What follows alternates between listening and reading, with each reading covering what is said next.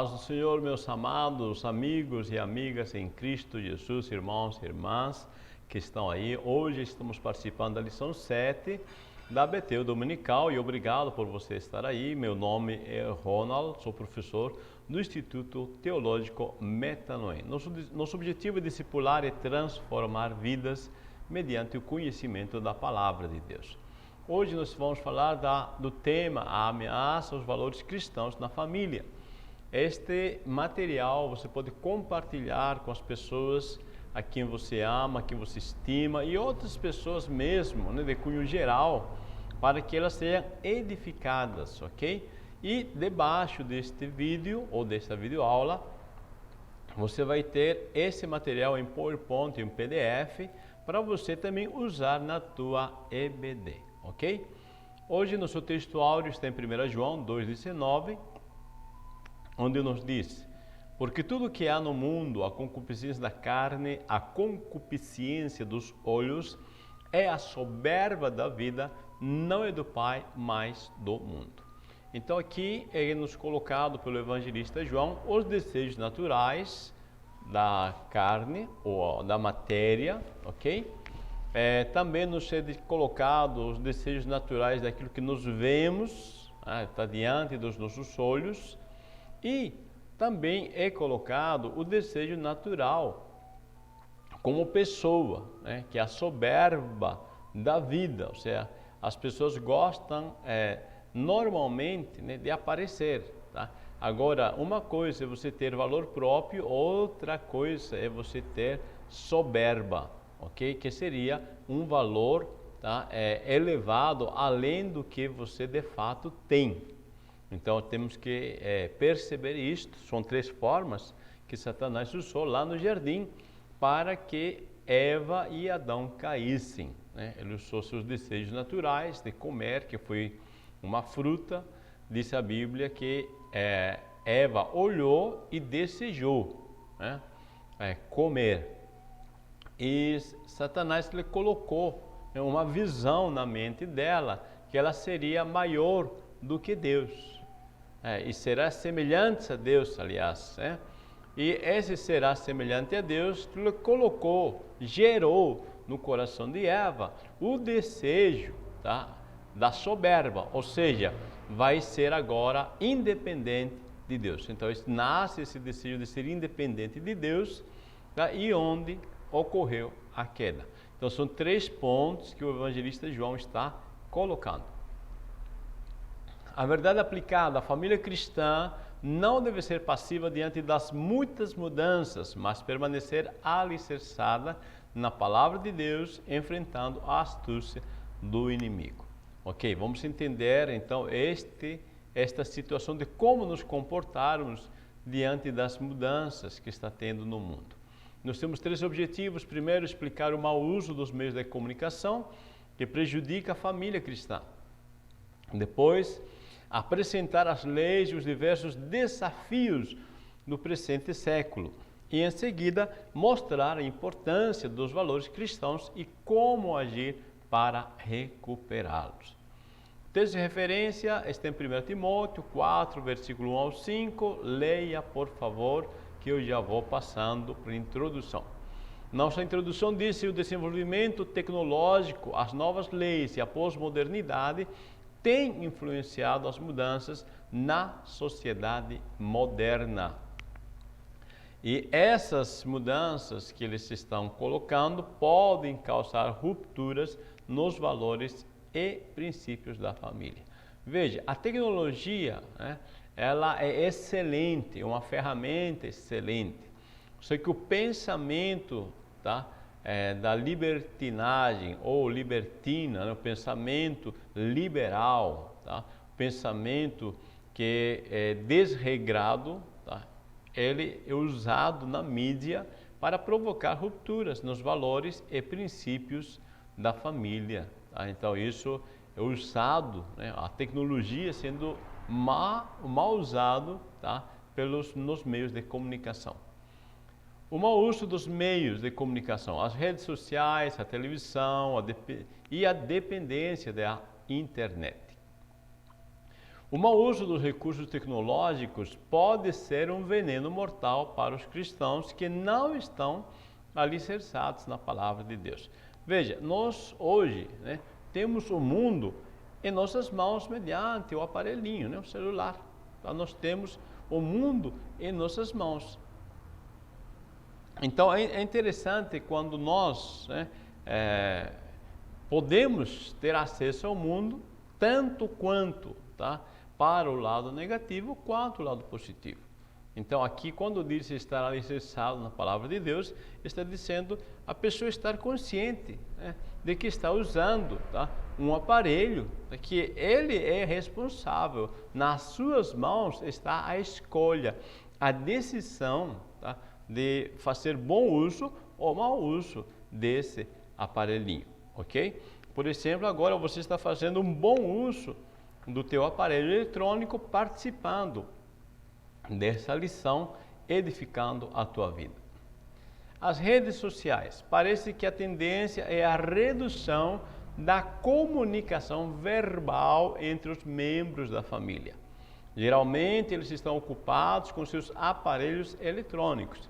Interessante que é bem comum ver pessoas que estão no mesmo ambiente, né, se é na sala, se é na cozinha, né, mas cada um está com o seu celular e conversando com outras pessoas, e às vezes até mesmo conversando entre eles, né, mas mediante os aparelhos.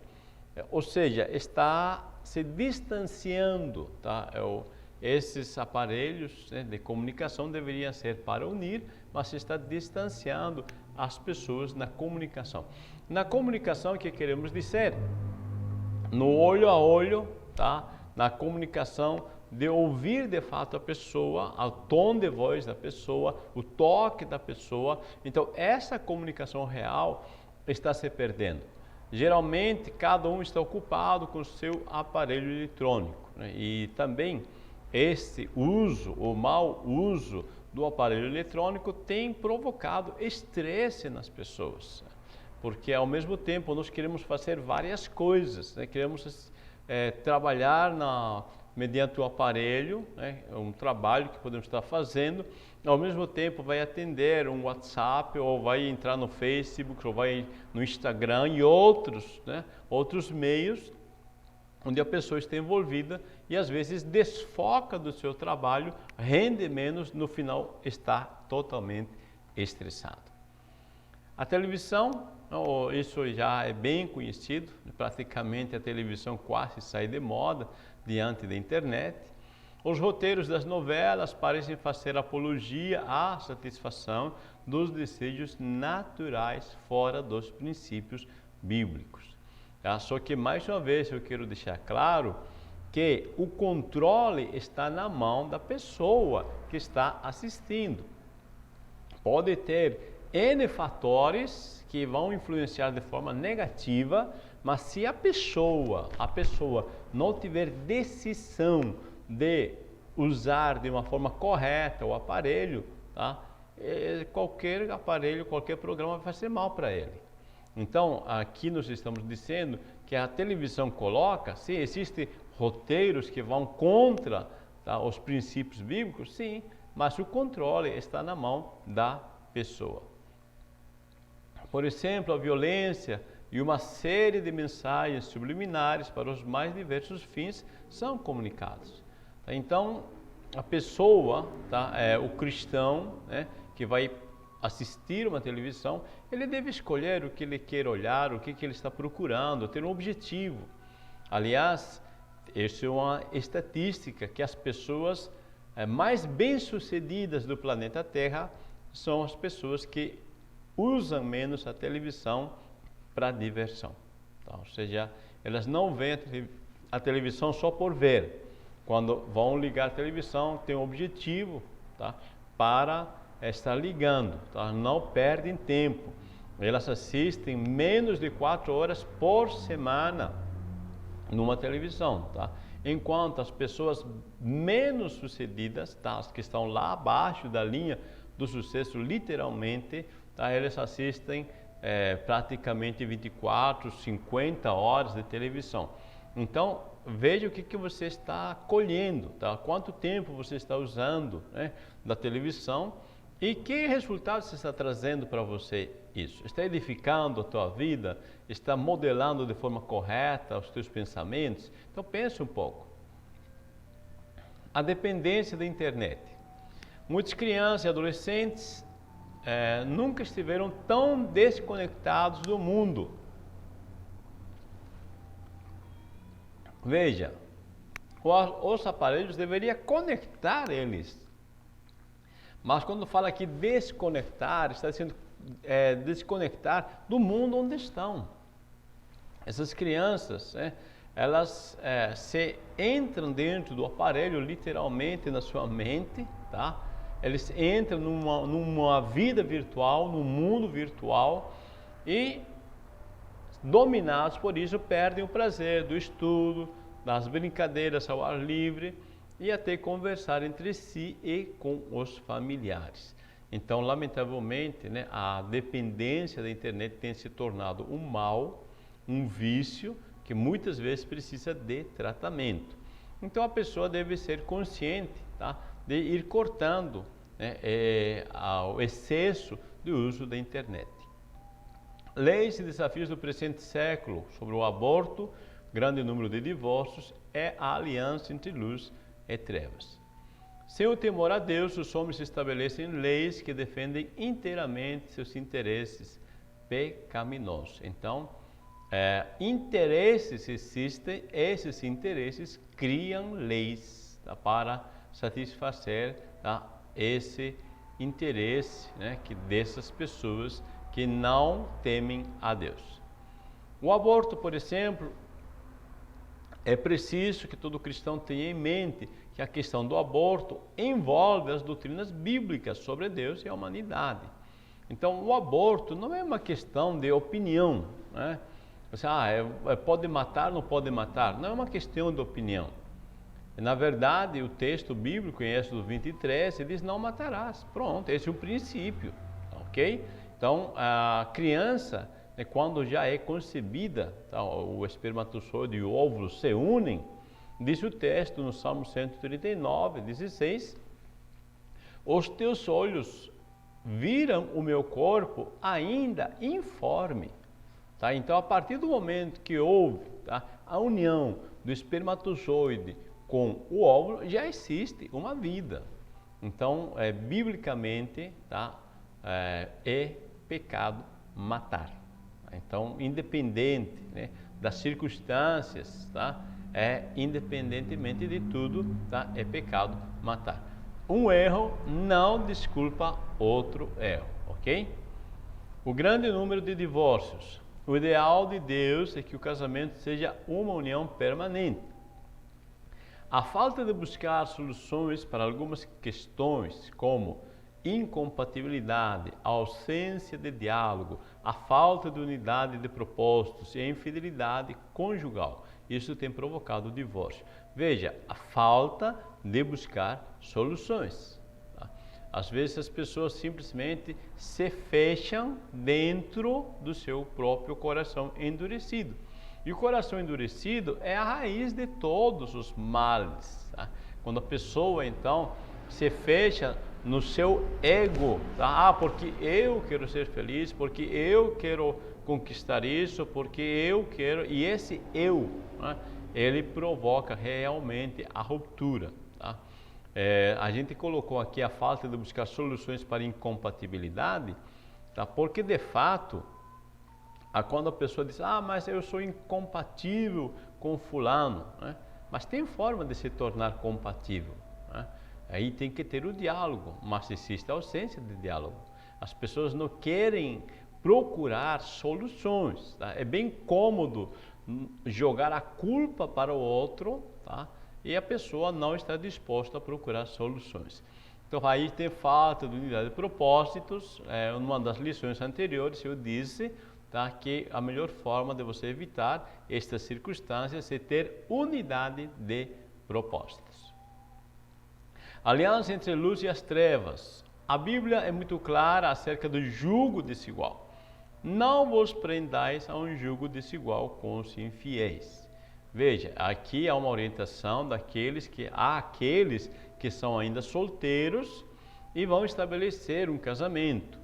Então a palavra de Deus orienta: não vos prendais. Ou seja, é você que está se prendendo, é você que está se amarrando a uma circunstância. O sábio Salomão disse que por tuas palavras fostes enredado, amarrado. Ou seja, a partir do momento que a pessoa disse sim, né, no casamento, tá, ele está comprometido com este contexto. Então, o sucesso do casamento depende de ter unidade de pensamento. Quando os dois têm unidade de pensamentos, isso gera uma unidade de propósito e visão. Tá? Então, isso dá trabalho. Claro que dá trabalho ter unidade de pensamentos, de propósitos, visão, tá? Mas se quer ter sucesso, esse é o caminho. Aliança entre luz e as trevas. A base do texto é Levíticos 19:19, tá? Quando Paulo disse, né, o texto anterior que nós vimos, tá? Deixa eu voltar aqui para você. Veja, quando diz não vos prendais a um jugo desigual, esse versículo que Paulo está usando está contextualizado com Levíticos 19 e Deuteronômio 22:10. Em Levíticos 19 diz para que não ajuntar diferentes espécies de animais. Por exemplo, né, o cavalo e a jumenta, né, que vai gerar a mula. Né? Não pode, biblicamente diz, não cruzarás, tá, animais, né, de espécies diferentes. E em Deuteronômio 22:10 nos diz que não poderia colocar para arar a terra dois animais diferentes. O gado era desigualmente unido quando boi e jumento estavam puxando o mesmo arado. Tá? O boi tem que puxar junto com outro boi do lado e o jumento também vai puxar o arado junto com outro jumento, não de espécies diferentes. Porque de alguma forma um deles vai acabar sofrendo, tá? Então não vai ter sucesso a tarefa. Então Deus está orientando. E é claro que Deus não está preocupado simplesmente com o animal. E Paulo, ele pegou o princípio, Deus está preocupado com o ser humano, que às vezes ele vai estabelecer uma família só motivada por desejos externos e não princípios que ela tem dentro de si, tá? Então, homens e mulheres são assim, quando não tem um vínculo comum de fé em Deus. Então, assim como o boi e jumento não dá certo, quando a união de duas pessoas com crenças diferentes também não vai dar certo, porque as crenças é que nos dominam, que nos governam, direcionam nas nossas tomadas de decisão. Recuperando valores perdidos, a família e os valores cristãos, buscando e mantendo valores cristãos e responsabilidade dos pais na transmissão dos valores. A parábola das 10 dracmas nos lembra da importância dos valores e nos estimula a procurar com diligência. Então, esse contexto da parábola das 10 dracmas, tá, é quando os fariseus zombam de Jesus por se assentar com pecadores. Então Jesus está comendo com pecadores, em Lucas 15, versículo 2, tá? E os fariseus zombam disso. E Jesus, então, em resposta a essa zombaria, conta a parábola das 10 dracmas. O que era uma dracma? A dracma, segundo a Bíblia de Cambridge, era um valor de um salário do dia. Tá? Então, uma dracma era o valor de um salário do dia. Agora, um valor de um salário do dia não é muito dinheiro, né? Mas no contexto, tá, dessa parábola não conta o valor monetário. Tá? O que se conta aqui, tá, é o valor sentimental para aquela mulher. E o valor monetário é excedido pelo seu valor sentimental. Tá? Porque aquilo era um dote. Tá? A dracma fazia parte do ornamento, tá, de um dote de casamento. Então, neste contexto, tá? O valor da dracma não está no valor monetário em si, mas no valor sentimental. Isso é um verdadeiro valor. É mais ou menos, né, quando você ganha, por exemplo, vamos dizer assim, você ganha uma caneta, né, de uma pessoa que te admira, uma caneta que ela trouxe lá de outro país, né? Vamos dizer assim, essa pessoa veio lá de Israel, trouxe uma canetinha para você lá de Israel e dá para você. Talvez essa caneta não vale mais de R$10, vamos colocar. R$10 é pouco dinheiro, mas você não abre mão dessa canetinha porque essa caneta tem um valor sentimental para você. Então a dracma está nisso, tá? O valor que se dá não é por monetário, é valor sentimental. Vamos ver então essa questão de valores. Os valores da palavra são inegociáveis e mantê-los significa prevenção e sobrevivência para a família, tá? Outro exemplo que eu tenho de valores para você é a bússola, tá? Quando se marca o norte na bússola, é um valor. E este valor, né, esse princípio, tá, não pode mudar na tua vida. Você tem que ter um norte, você tem que ter um valor. Quando você tem um norte, um valor, isso te ajuda nas decisões que você tem que tomar no dia a dia. Por exemplo, se você está meio que perdido num bosque, né, com a bússola na mão, ela determina a tua direção. Valores são assim. Quando você tem valores, princípios enraizados, eles determinam as tuas escolhas. Buscando e mantendo valores cristãos, precisamos ser responsáveis e comprometidos com o que nos foi entregue, tá? E isso deve ser em todas as áreas, a começar com os valores. Então, aceitou Jesus, você passa a ter, tá, valores, Deus te entrega, tá, os valores bíblicos. Então, é nosso dever, é da nossa responsabilidade manter esses valores. Como que vamos fazer isso? Cultivando, né? Cultivando o amor, isso estamos falando aqui dentro do relacionamento do casal, amor, diálogo, intimidade, tá? E, sobretudo, comunhão com Deus, tá? Então, a melhor forma, tá, de acabar com as fraquezas é motivando os pontos fortes, tá? Então, amor, diálogo, intimidade, isso fortalece o relacionamento. Responsabilidade dos pais na transmissão dos valores. Não te encurvarás a elas, nem as servirás, porque eu sou o Senhor teu Deus, sou Deus zeloso, que visito a iniquidade dos pais nos filhos até a 3ª e 4ª geração daqueles que me odeiam. Olha só o que está dizendo Êxodo 20, versículo 5, eu quero fazer em relação, aliás, ao texto que eu quero colocar aqui de responsabilidade. Veja o que Deus está dizendo. Quando você se encurva, tá? Eu coloquei aqui encurvar e servir, né? Estão mais claro para você, tá? Por quê? O que é encurvar e servir? São comportamentos, são atitudes, tá? E está dizendo, os teus filhos vão ver os teus comportamentos, vão ver as tuas atitudes. E se você está adorando deuses falsos, se você está tendo princípios falsos, esses princípios estão gerando esses comportamentos falsos, o que vai acontecer? Isso vai trazer maldição. E esses princípios, diz aqui, é porque você não ama o Senhor, né? Até a 3ª e 4ª geração daqueles que me odeiam. Então, o comportamento, tá, em relação, né, a Deus, tá, desobedecendo a Deus, está sendo gerado por um sentimento que é ódio, ok?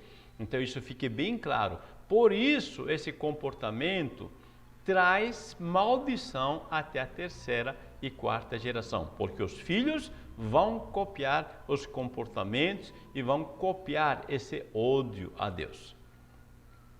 Então, os pais definem os padrões de moralidade e são modelos vivos desses padrões. Os pais são os referenciais, tá? Então, como está sendo o teu comportamento, quais são as tuas motivações, isso vai influenciar. Então, quando os pais os cobrem de atenção, carinho e disciplina, estas crianças, esses filhos crescem equilibrados e saudáveis. Então, o inimigo deseja destruir a sociedade. Para tanto, ele tem atacado ferozmente a base da sociedade, que é a família. Meus amados irmãos e irmãs, tá? Então, aqui nós estamos tendo uma lição que é de suma importância. Vamos cuidar daquilo que é essência, família, para que possamos influenciar a sociedade de forma positiva. Nós explicamos que o mau uso dos meios de comunicação prejudica a família cristã, apresentamos as leis e os diversos desafios do presente século e mostramos a importância dos valores cristãos e como agir para recuperá-los. Meus amados, inscreva-se no nosso canal se você não está inscrito ainda, faça bom uso desse material, compartilhe e abençoe vidas. Deus te abençoe, muito obrigado e eu desejo que você tenha um excelente EBD.